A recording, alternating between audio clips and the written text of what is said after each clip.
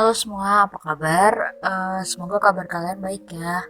Nah, kali ini saya akan menjelaskan tentang salah satu komunitas peternakan di Indonesia, yaitu peternakan babi. Nah, di sini saya akan menjelaskan sedikit tentang Kamandani Pig Farm, yaitu peternakan babi milik Bapak Dr. Yudis yang berlokasi di Bali. Nah, melalui wawancara secara tidak langsung, kami berkesempatan mendapat informasi sedikit tentang peternakan babi ini. Yuk, langsung saja. Kamandani Pig Farm ini didirikan oleh Darha Dewardayodisira atau biasa dipanggil Bapak Dr. Yudis. Beliau sudah beternak sejak 2009, namun peternakan ini mulai beroperasi sejak 2010. Peternakan ini berfokus pada penggemukan serta pembibitan babi. Tujuan peternakan ini didirikan demi memenuhi salah satu kebutuhan babi di Bali, yaitu untuk pangan dan kegiatan upacara, serta untuk membantu dokter-dokter di Bali untuk kegiatan operasi laparoskopi yang tentunya berdasarkan pada animal welfare. Para babi di Kamandani Pig Farm ini dirawat dengan menerapkan sistem biosecurity. Melalui sistem ini, Kamandani Pig Farm mewajibkan setiap orang yang ingin masuk ke peternakan harus mencuci tangan serta menggunakan desinfektan agar mencegah kontaminasi. Dengan metode ini, peternakan akan tetap bersih dan higienis. Nah, kali ini saya akan menjelaskan subsistem peternakan ini mulai dari input dan sarana produksi, lalu berlanjut ke budidaya, serta pengolahan, lalu pemasaran, hingga kelembagaan pendukung. Sekarang masuk ke subsistem, input, dan sarana produksi. Masih ingat kan kalau Kamandani Pig Farm itu tadi berfokus ke pengemukan serta pembibitan? Nah, industri tersebut itu ditunjang oleh beberapa input dan sarana produksi. Apa sih input dan sarana produksi itu? Input dan sarana produksi itu adalah bagian dari subsistem yang bertujuan utama untuk mempermudah proses produksi, seperti mulai dari pekerja, pakan untuk ternak, alat-alat pengolahan, dan lain-lain. Peternakan ini sendiri dikontrol oleh Pak Yudis sendiri dan juga dibantu oleh beberapa staf. Lalu, para babi di sini juga diberi pakan berupa konsentrat, dedak jagung, dedak padi, serta mineral dan vitamin dengan aturan 2 kali sehari, serta diberi minum secara ad libitum atau sepuasnya. Lalu untuk pembibitan, peternakan ini menggunakan babi pejantan yang sehat.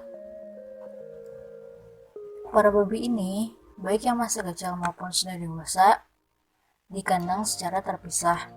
Namun, kandang ini masih berada dalam satu building. Untuk anak babi, dikandang dalam sebuah kandang yang besar yang dapat menampung lebih dari 20 babi. Sedangkan untuk babi dewasa, dikandang secara sendiri-sendiri dan dibagi menjadi beberapa blok dalam satu building. Lalu supaya menjaga agar kandang tetap bersih, kandang disemprot dengan desinfektan.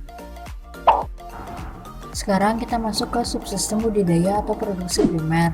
Subsistem ini memiliki bentuk utama berupa kegiatan on-farm atau pembudidayaan dan memiliki pengertian dari segi agribisnis berupa perangkat prosedur dan kegiatan penciptaan produk agribisnis, yaitu produk usaha pertanian, perikanan, peternakan, kehutanan, dan perkebunan, serta pengertian dari segi pertanian, yaitu proses kegiatan budidaya yang menghasilkan produk dasar agribisnis, baik yang siap untuk dikonsumsi ataupun harus diolah terlebih dahulu.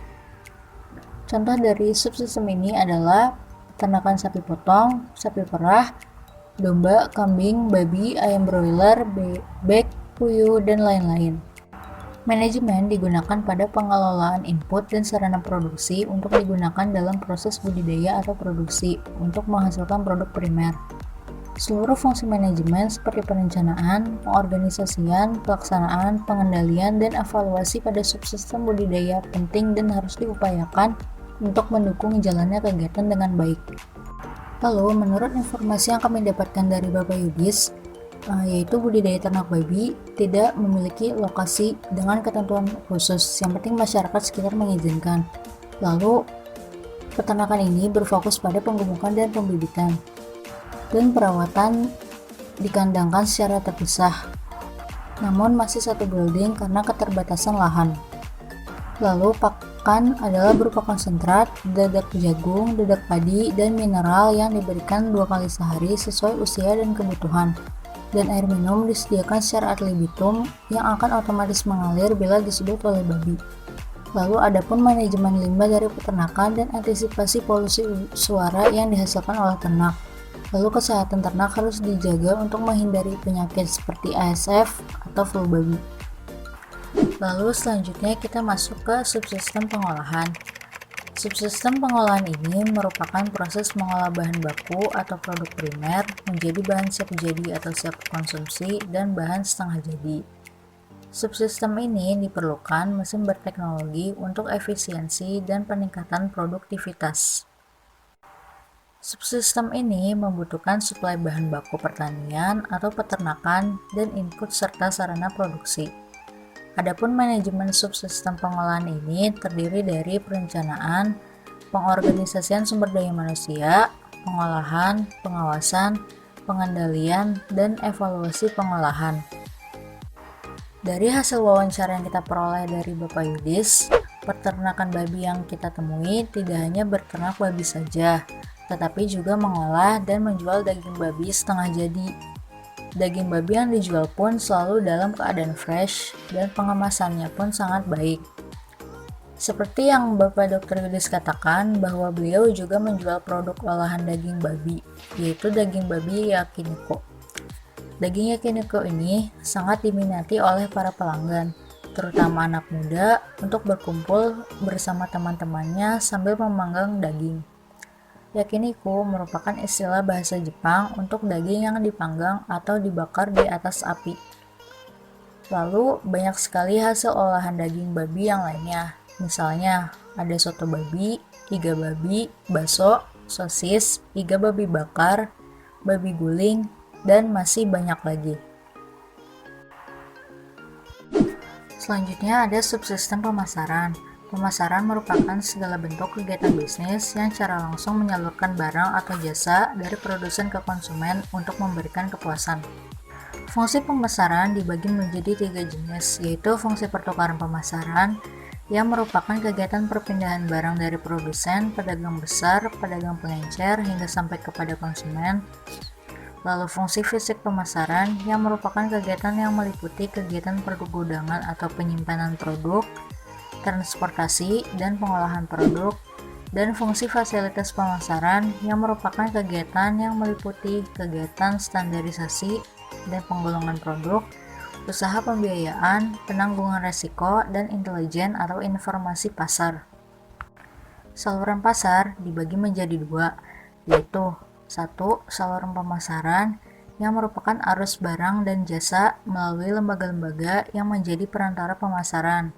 Dan yang kedua, ada lembaga pemasaran yang merupakan badan-badan yang berfungsi menggerakkan barang dari produsen ke konsumen melalui penjualan.